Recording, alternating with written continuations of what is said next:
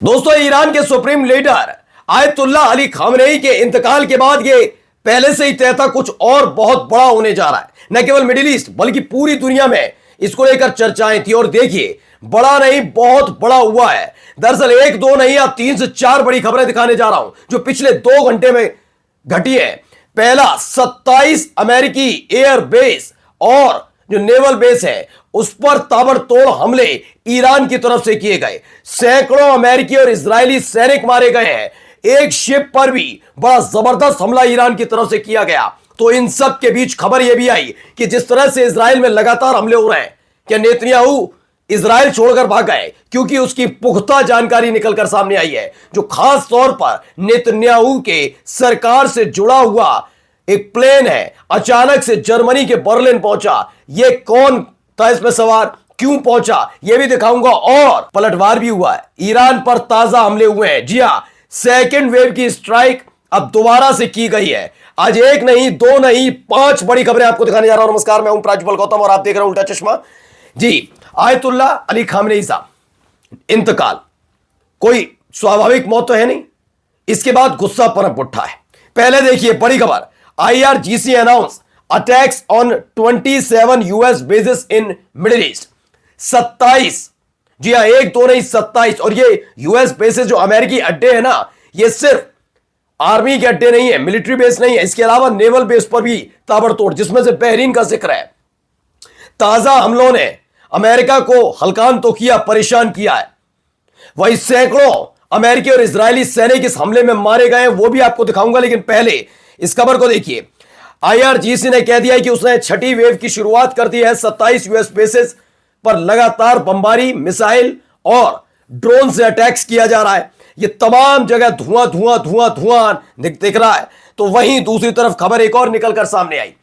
खबर ईरान के हमले से जुड़ी हुई है, क्योंकि जब से पहली स्ट्राइक इजराइल ने ईरान पर, या अमेरिका और इजराइल ने मिलकर ईरान पर की, तब से इजराइल और अमेरिका शांत है। लेकिन ईरान की तरफ से उसका तोपखाना लगातार गरमा रहा है, यानी वही लगातार अटैक कर रहा है। इन सब के बीच एक जहाज को निशाना बनाया गया है। यह देखिए जहाज पर अटैक का वीडियो।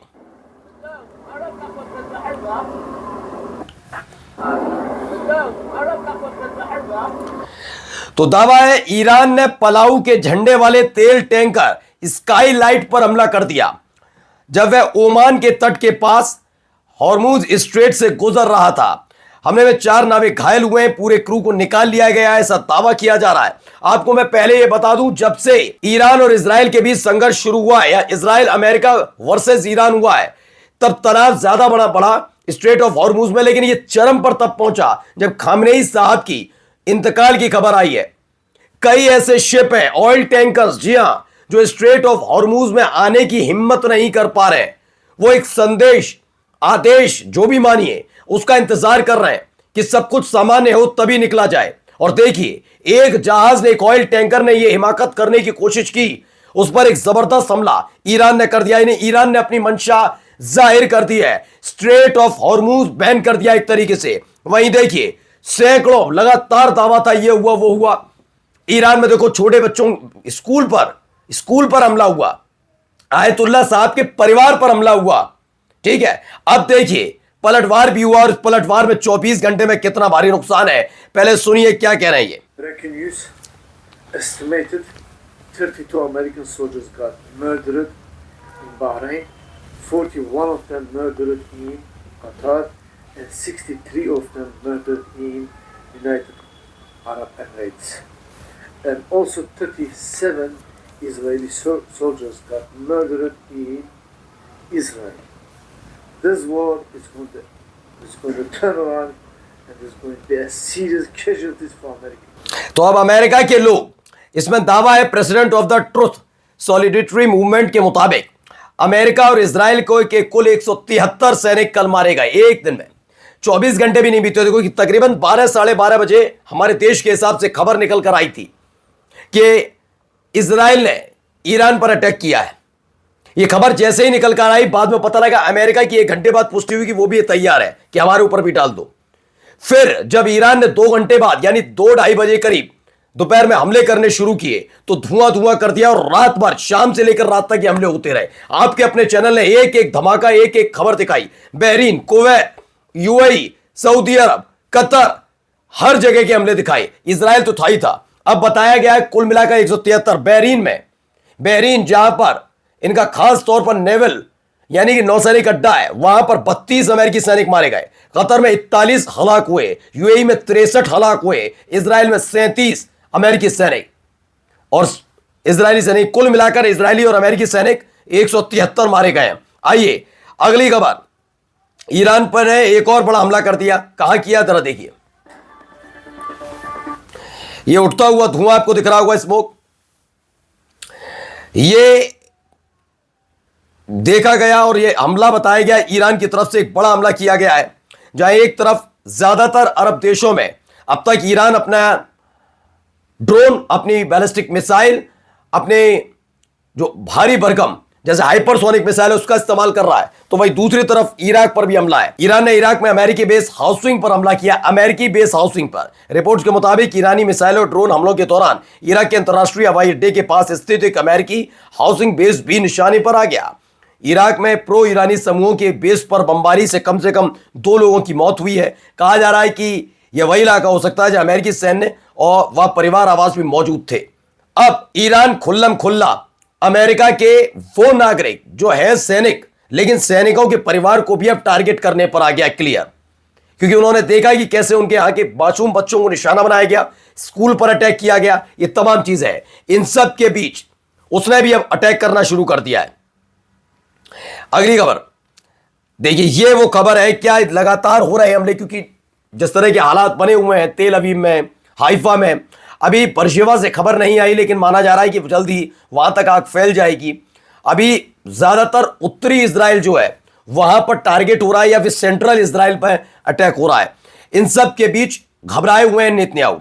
एक प्लेन के बारे में चर्चा है, यह प्लेन खास तौर पर इजराइल के राष्ट्रपति और प्रधानमंत्री ही इस्तेमाल करते हैं। राष्ट्रपति या प्रधानमंत्री ही इस्तेमाल करते हैं इजराइल के। वो अचानक जब बमबारी हो रही थी, ईरान दाग रहा था लगातार एक के बाद एक मिसाइल और ड्रोन, ये भाग गया। क्या है खबर, क्या नेतन्याहू इजराइल से भाग गए? इजरायली विंग्स ऑफ जायोन विमान है, नेवातिम हवाई अड्डे से पश्चिम की ओर रवाना हो गया है। इस विमान का इस्तेमाल केवल इजरायली राष्ट्रपति या प्रधानमंत्री ही करते हैं। एक जगह और खबर निकल कर आई थी, ये वाला प्लेन जो राष्ट्रपति और प्रधानमंत्री इस्तेमाल करते हैं युद्ध के बीचों बीच जब ईरान अटैक कर रहा था, ये निकलकर पश्चिम की तरफ गया, और दावा यह है कि जर्मनी के बर्लिन में यह लैंड हुआ है। तो देश छोड़कर भाग गए हैं जब तक शांति ना हो जाए। उन्हें डर है कि कहीं जो खामेनेई साहब के साथ हुआ वही नेतन्याहू के साथ ना हो जाए, क्या यही एक वजह है? लेकिन अब इन सब के बीच एक और पलटवार, सेकेंड वेव, इजराइल और अमेरिका की तरफ से ईरान पर हमला। ताजा हमला वीडियो देखिए। سارا خورد تا هیچی نمونه. دودو باید ببینی چجوریه. ترکونده شده. همه دارن با مصطفی، همه دارن با ماشین میرن. نگاه तो धुआं उठ रहा है, कुछ लोग बातचीत कर रहे हैं। एक और हमला तेहरान पर हुआ है। तेहरान यानी ईरान की राजधानी पर हमले की नई तस्वीरें नई है, ताजा। ये सेकंड वेव की है, फर्स्ट वेव की नहीं, सेकंड वेव की, आज की, अभी की, थोड़ी देर पहले की वीडियोस। ये देखिए धुएं का गुबार, देखिए कितना भीषण हमला ईरान में हुआ है। ईरान की राजधानी तेहरान में आप अंदाजा लगाइए। तेहरान में इजराइल और अमेरिकी हमलों की फहरिस्त जारी है। लगातार एक और हमले का दावा किया जा रहा है। ये देखिए इमारत का पूरा इलाका, और उसके ठीक पीछे देखिए धुएं का गुबार, मशरूम, ये स्मोक देखी जा रही है, मशरूम क्लाउड टाइप के बन गए। यानी एक बहुत भीषण हमला है। तेहरान पर फिर से अमेरिकी और इजराइल का जोरदार हमला हुआ। आरटी की यह खबर है। तो लगातार वार पलटवार चल रहा है। इन सब के बीच धड़कनें बढ़ी हुई हैं मिडिल ईस्ट के तमाम देशों के साथ साथ पूरी दुनिया की। लेकिन खास बात यह है कि अब तक किसी भी देश ने, चाहे यूएई हो, कतर हो, बहरीन हो, इन्होंने पलटवार ईरान पर नहीं किया है। ये सबसे खास बात है। नमस्कार।